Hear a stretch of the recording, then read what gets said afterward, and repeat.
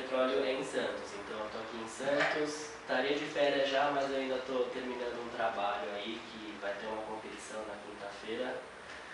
Então, é basicamente isso, eu tenho 18 anos e, bom, espero que possa estar ajudando vocês um pouquinho aí nessa batalha que é o vestibular, até a gente conseguir entrar numa faculdade que não é fácil, mas depois vai valer muito a pena. Bom, falando de Enem e Química Orgânica, vocês fizeram de treineiro ano passado, o Enem? Bom, eu não sei se chegaram a fazer o ano retrasado, mas teve uma diferença muito grande do nível de conhecimento cobrado de maneira geral, mas Química foi uma das matérias que não mudou tanto, né? O Enem basicamente foca nas funções orgânicas e algumas propriedades de cada molécula, né? Geralmente dando uma introdução bem grande, colocando um texto bem grande, apresentando a figura da molécula para vocês e perguntando alguma coisa nunca tão específico. Então, são questões que com um estudo não precisa ser tão aprofundado, a gente já consegue garantir uns pontos aí. Então, sempre cai uma questão de estar identificando as funções orgânicas. E aí eu vou colocar aqui, eu peço desculpa pelo quadro, eu ainda tive que emendar umas folhas sulfites aqui, mas da próxima vez eu espero que eu já tenha aí um quadro branco mesmo. Então, as principais funções seriam o álcool,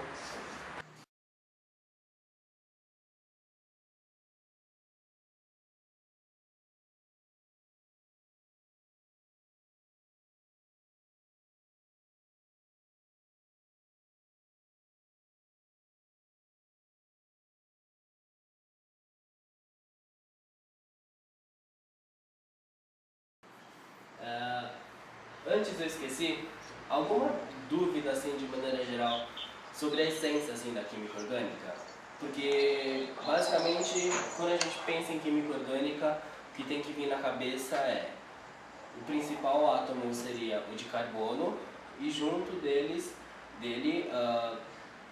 em segundo lugar o de hidrogênio, que estaria completando aí o carbono, fazendo 4 ligações, e entre eles a gente teria os heteroátomos, né? Os mais comuns, de repente, poderia colocar o nitrogênio, talvez o enxofre, fósforo, entre outros. E aí, antes das funções oxigenadas, a gente poderia citar também os hidrocarbonetos. Basicamente, os constituintes do petróleo, as frações do petróleo, que o Enem também tem cobrado bastante isso. Tá sabendo, tendo uma noção aí do que é a cadeia carbônica, de estar identificando de repente algumas ramificações. Então, cadeia carbônica é uma sequência de carbonos ligados entre si, podendo fazer entre eles ligações simples, duplas ou até triplas, né? Uma coisa que a gente tem que saber é a nomenclatura na ordem metano, etano, propano, butano e assim por diante. Mas de hidrocarboneto é basicamente isso. Bom, entre as funções oxigenadas, elas sempre vão estar aparecendo em cadeias maiores, e aí uma coisa que o Enem cobra bastante seria identificar, quer dizer, uma das ferramentas que é muito útil para estar resolvendo os problemas que o Enem traz para a gente seria você identificar a numeração de cada um dos carbonos na cadeia que segue nas funções. Então, vocês estão com os exercícios abertos aí? Já abri aqui. Abram aí, por favor. Bom, vamos resolver o exercício 2, já tem bastante do que eu já consegui falar aqui. O citral, substância de odor fortemente cítrico, é obtido a partir de algumas plantas como o capim-limão, cujo óleo essencial possui aproximadamente 80% em massa da substância. Até aqui foi só blá blá blá. Então o Enem tem muito disso, mas é bom ler, é bom ler. Se o problema de vocês não for tempo, assim, não for um problema tão grande o tempo para vocês, tentem ler sempre o enunciado inteiro. Uma de suas aplicações é na fabricação de produtos que atraem abelhas, especialmente do gênero Apis, pois seu cheiro é semelhante a um dos feromônios liberados por elas. Sua forma molecular é C10H16O, com uma cadeia alifática de 8 carbonos, 2 insaturações nos carbonos 2 e 6 e 2 grupos substituintes metila nos carbonos 3 e 4. Aí já começam as informações úteis, né? O citral possui 2 isômeros geométricos, sendo o trans que mais contribui para o forte odor. Para que consiga atrair o maior número de abelhas para uma determinada região, a molécula que deve estar presente em alta concentração no produto a ser utilizado é... Bom, que eu estava falando da numeração dos carbonos, a contagem sempre começa a partir do grupo funcional. Por exemplo, se eu tenho um OH numa das extremidades da cadeia, eu sempre vou começar a contagem por ele. Idem para o aldeído. Acetona, no caso, a contagem começaria da parte mais curta, né? E o ácido carboxílico e o éster também, né?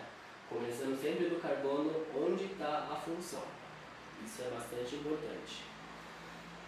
Bom, aí a gente pode começar a analisar cada um dos itens que estão aí, né? Dificilmente a gente vai encontrar uma cadeia que não tenha, que tem o número errado de carbonos, que ele deu na fórmula, 10 carbonos.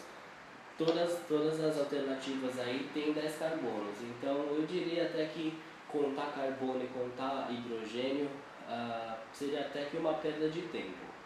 Então a gente poderia ir direto nos heteroátomos, né? No caso aqui o oxigênio é fácil de ver que só tem um. Em outros exercícios que tem mais heteroátomos, a gente poderia estar contando por eles e já excluindo de repente algumas alternativas. Bom, começando ali na frase, sua fórmula molecular é C10H16O, daí a gente já não consegue olhar muita coisa. Com uma cadeia alifática de 8 carbonos. Então, quer dizer, na cadeia tem 8 carbonos, ele já está considerando os 2 carbonos dos 2 grupos substituintes metila. Então, até aí não conseguimos tirar muita coisa. 2 insaturações. As 2 insaturações aí estão nos carbonos 2 e 6 em todas as alternativas, em todas as moléculas das alternativas. Então aqui está tudo certo, a gente não consegue tirar nada. E 2 grupos substituintes metilas nos carbonos 3 e 4. Aí, aqui já dá para a gente começar a excluir as alternativas. Fazendo a contagem dos carbonos nas moléculas das alternativas, a gente sempre começa pelo carbono do aldeído, que está aí na dupla O. Então, daí a gente já consegue excluir a alternativa B, porque o primeiro substituinte metila está no carbono 2. Na C está certo, está no 3 e está no 7. Na D começa no 3, e está no 7 também. Aí a gente não consegue excluir ainda. E na E está no 3 e está no 7 também. Antes das 2 insaturações, ele fala que está nos carbonos 2 e 6. Então a D e a E a gente já conseguiria excluir, porque a segunda insaturação está no carbono 5. Então com essas 2 informações a gente exclui a B, a D e a E, ficando entre a A e a C. Bom, vamos continuar aqui. O citral possui 2 isômeros geométricos. Então, em termos de isomeria, a gente tem que lembrar, isomeria geométrica, a gente tem que lembrar do cis e do trans. O trans, uma forma fácil de lembrar qual que é o cis e qual que é o trans, é que o trans, as duas ramificações com a maior massa, elas estão na transversal, na diagonal. Então, se a gente tem dois carbonos no centro, o cis é sempre o que as ramificações de maior massa estão no mesmo lado, e o trans, em que elas estão de lados diferentes. Alguma dúvida nisso? Não. Não? Tudo bem? Então, a grande questão aí é a isomeria geométrica, que é o que acontece entre a A e a C. Os dois são isômeros do citral e um deles é o que a gente quer. Então, a gente teria que analisar, primeiro, achar os carbonos onde acontece essa isomeria e, a partir disso, a gente analisar, né? Bom,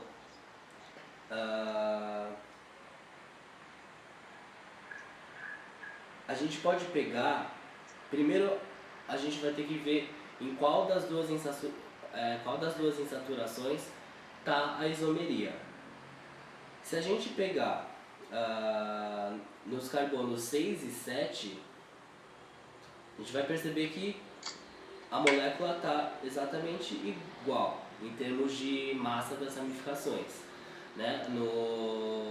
Para cima a gente tem um grupo metila e um hidrogênio só, e para baixo o outro grupo metila e o restante da cadeia.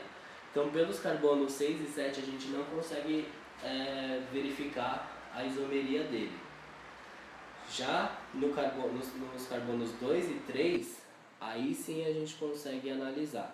Porque para cima do carbono 3 está o restante da cadeia, isso tanto na A quanto na C.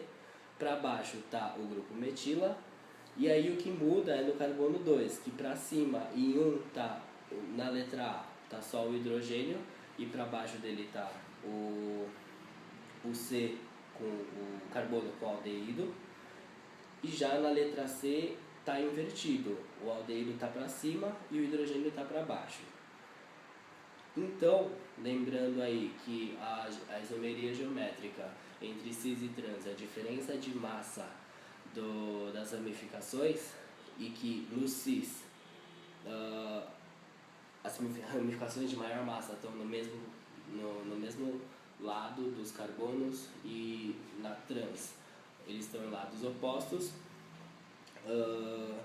A gente consegue perceber que a molécula da alternativa A é a trans, certo? Porque o restante da cadeia do citral tá para cima e o aldeído tá para baixo, que essas são as duas ramificações de maior massa.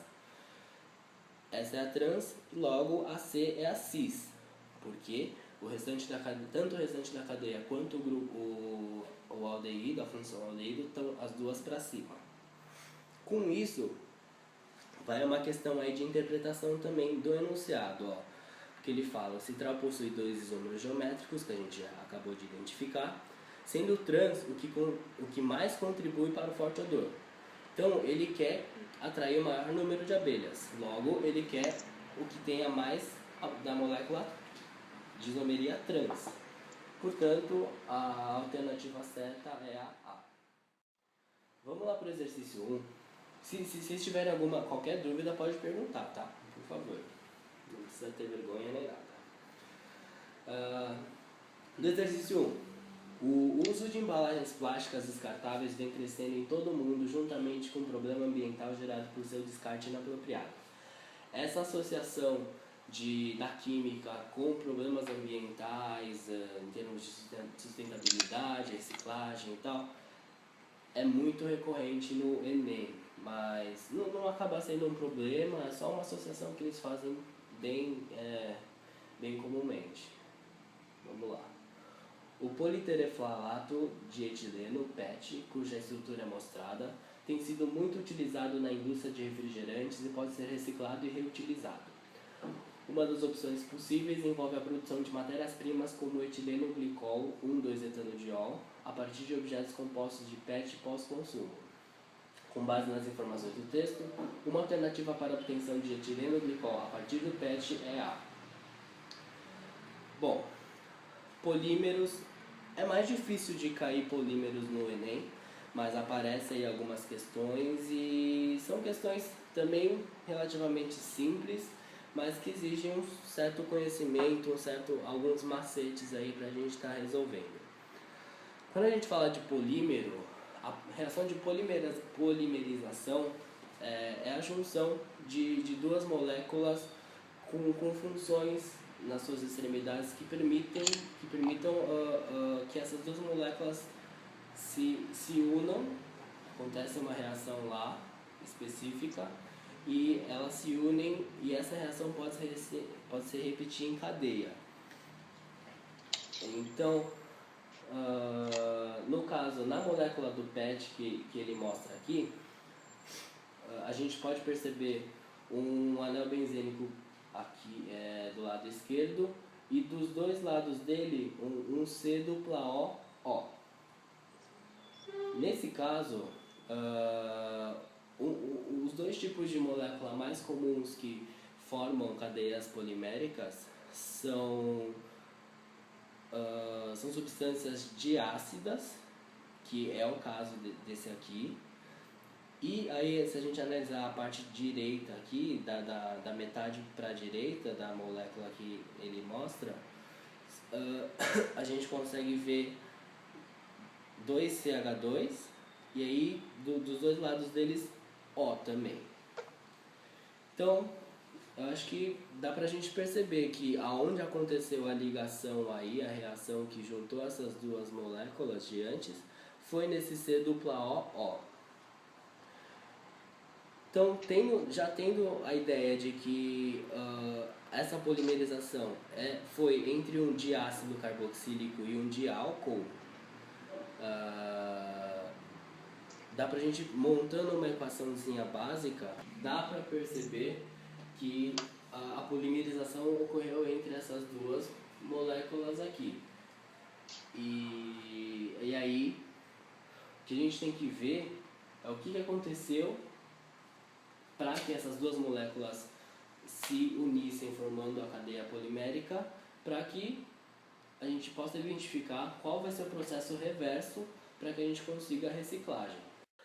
Agora, se a gente considerar só o grupo funcional de cada uma das moléculas que a gente separou, ou seja, o ácido carboxílico e o álcool, somando cada átomo que tem nessas duas funções, a gente tem um total de um carbono, 3 oxigênios e 2 hidrogênios.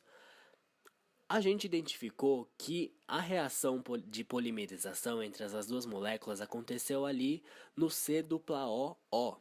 Logo, fazendo a subtração aí do que a gente tem no ácido carboxílico mais álcool e do que a gente encontrou, quer dizer, do que a gente tinha antes, né, no ácido carboxílico mais álcool e o que a gente encontrou lá na molécula no polímero, a gente vai perceber que está sobrando um O e 2 Hs, ou seja, H2O, que é água.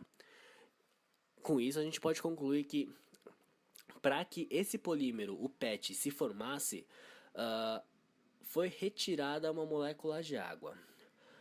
Assim, como eu tinha dito antes, a gente vai ter que analisar o que aconteceu para que esse polímero fosse formado. E aí, para reciclagem, a gente teria que estar fazendo o processo contrário.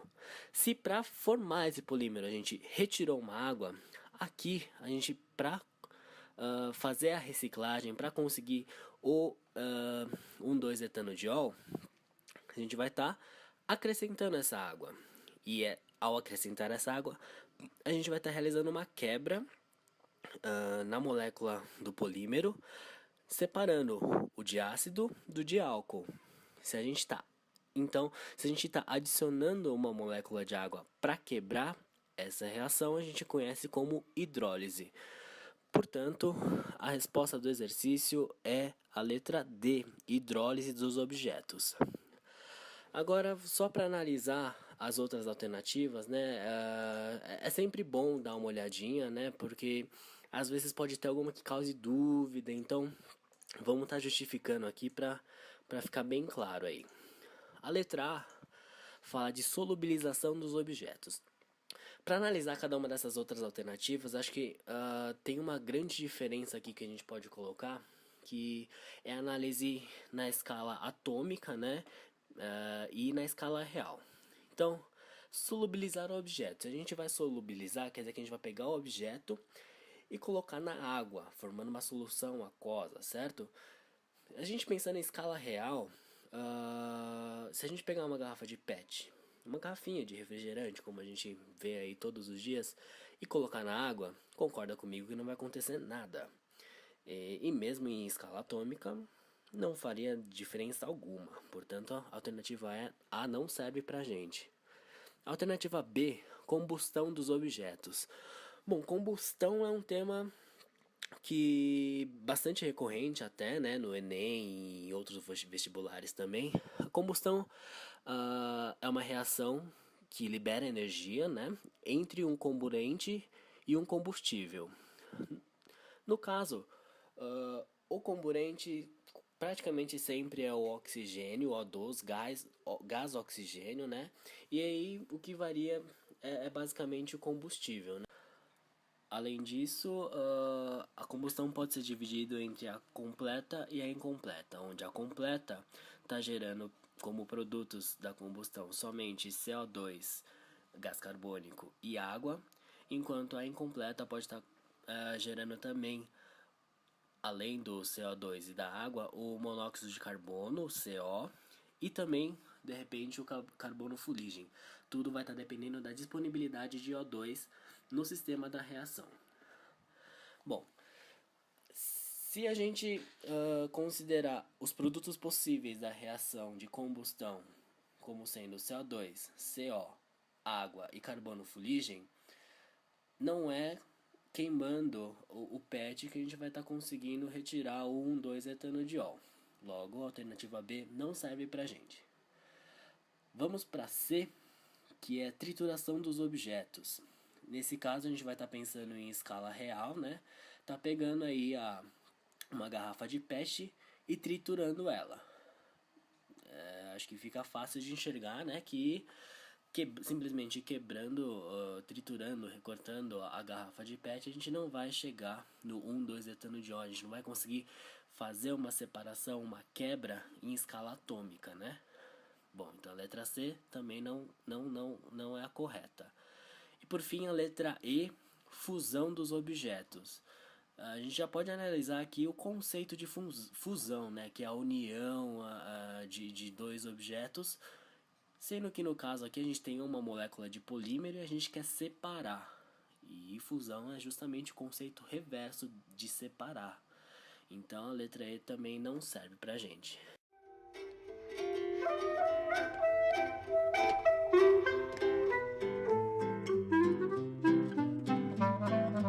O que faz você feliz?